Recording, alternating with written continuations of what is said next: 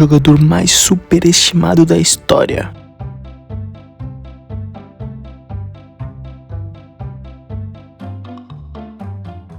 Isso foi o que eu mais ouvi nos vídeos gringos que vi enquanto estava navegando nesse querido site, mas as razões não me convenciam muito, então resolvi ir atrás para ver se eles estavam certos ou era só inveja. Vou rebater todos e mostrar a verdade, pois foi para isso que criei o canal, mostrar a verdade nesse mundo sujo do futebol. Nascido em 1940 em Três Corações, Minas Gerais, com muito orgulho na República Federativa do Brasil, com grande admiração ao goleiro Pelé, que jogava no time do seu pai, o menino gostava de brincar no gol, e a cada chute defendido gritava o nome do guarda-redes, mas sua pronúncia era Pelé. Começando com uma zoação de seus colegas de time mirim, levou seu apelido para o mundo todo. Aos 4 anos, se mudou para o Bauru, São Paulo. E aos 11, Valdemar de Brito viu o menino jogar e logo o convidou para o Clube Atlético de Bauru. Depois de alguns anos, viu que o menino era diferente de todos ali e precisava de um time maior para crescer. Se mudou para o Santos Futebol Clube. Depois de um mês no Peixe, já fez sua primeira partida, 7-1 contra o Corinthians de Santo André, com o jovem garoto entrando no segundo tempo da partida e marcando o 6º gol, começando a ser reconhecido nacionalmente naquele ano, e depois de 2 anos já, indo para a Copa. Depois disso, é história.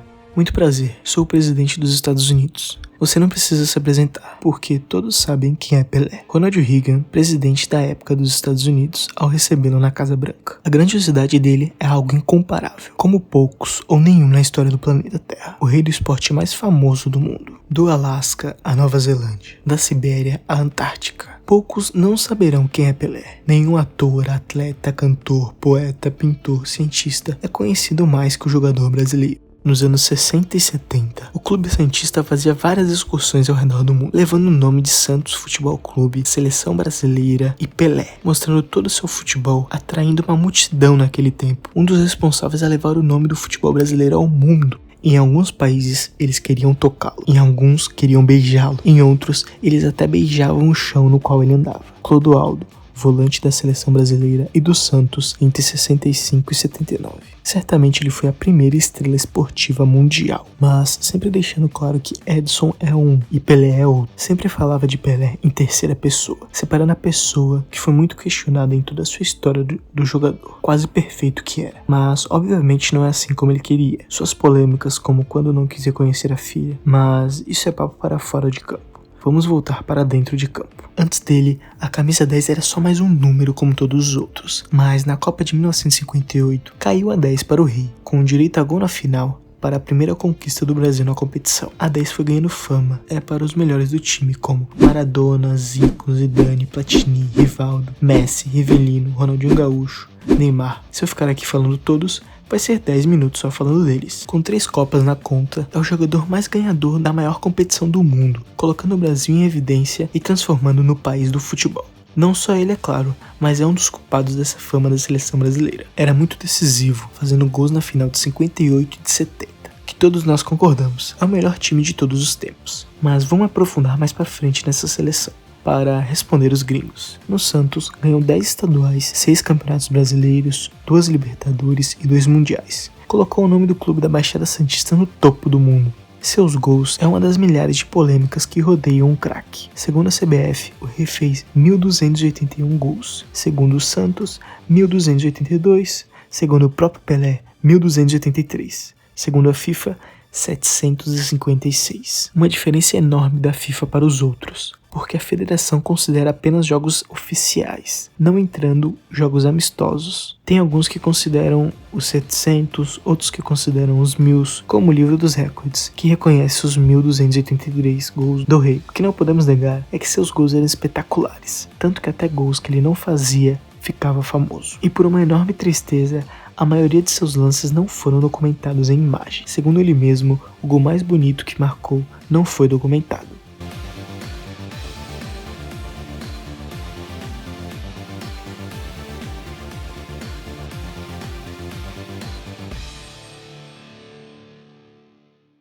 70 quilos em 1,74 m, distribuídos perfeitamente, sendo o corpo perfeito para a prática do futebol. O rei tinha todas as qualidades do esporte. Ronaldo não sabia cabecear, Messi só finaliza com a esquerda, Cristiano é duro para driblar, Maradona só tem 358 gols. Já Pelé fazia gols com as duas pernas, parava no ar para cabecear, driblava a defesa toda, com 1000 gols na carreira, dando até assistências espetaculares. Ele foi o jogador mais completo de todos, em um tempo sombrio do futebol, em questões de violência, era um esporte perigoso, em um tempo que não tinha ninguém para se inspirar, apenas ao vivo, com o futebol sendo transmitido via rádio somente. Seus dribles e lances foi suas invenções, realmente como um artista renascentista fazendo uma revolução no mundo futebolístico. Esses lances ainda são inspirações para os jogadores atuais, com os lances de hoje em dia muito parecidos com o que ele fazia naquele tempo.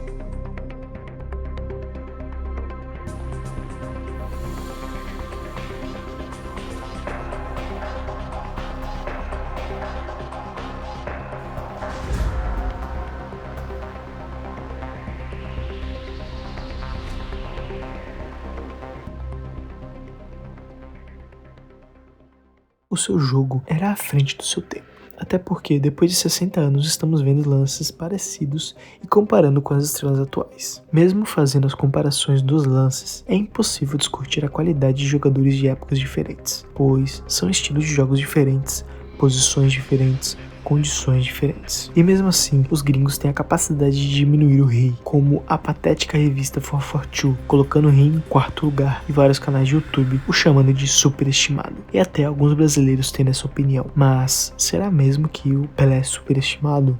Peguei algumas afirmações desses vídeos para destrinchar e entender se é verdade.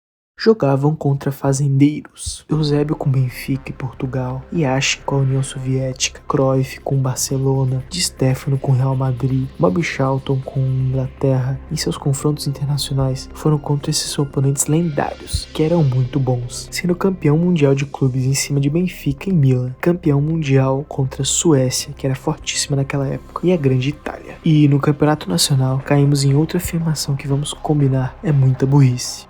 Não jogou na Europa. Ele não jogou porque não precisava ir para a Europa para jogar na melhor liga. Pois, pensa comigo, se a gente pegar a Copa de 58 que ele jogou a primeira vez e a última em 70, de 4 Copas ganhamos 3 e todos do time jogavam no Brasil. Então, podemos afirmar que o Campeonato Brasileiro era o melhor do mundo, com uma história bem engraçada sobre o assunto, que em 1961, Jânio Quadros, presidente da época, tentou decretar Pelé como tesouro nacional. Queria impedir que ele fosse jogar no exterior. São histórias como essa que conseguimos ver a grandiosidade do rei. E diferente do que acham, naquela época o Campeonato Brasileiro era assim profissionalizado. Também tem a afirmação que ele não fez 1.238 gols, como fala. A FIFA não oficializou amistosos quando ele jogava no time das Forças Armadas, Seleção Paulista, Sindicato dos Atletas, Seleção do Sudoeste. Sem dúvidas, eram jogos com qualidades baixas de futebol, mas foram só 34 gols com esses times. E o resto que foi tirado dele era quando jogava com o Santos, Cosmo e Seleção Brasileira. Sendo as maiores vítimas a Internacional de Milão, América do México, Colo-Colo do Chile, Universidade Chile, com vítimas também como Barcelona, Real Madrid, Juventus, entre outros. Daí que eu te pergunto, foi justo esses gols não contabilizados? Mas se acreditam que ele tem mais gols que Cristiano Ronaldo e Messi, é porque futebol é melhor agora.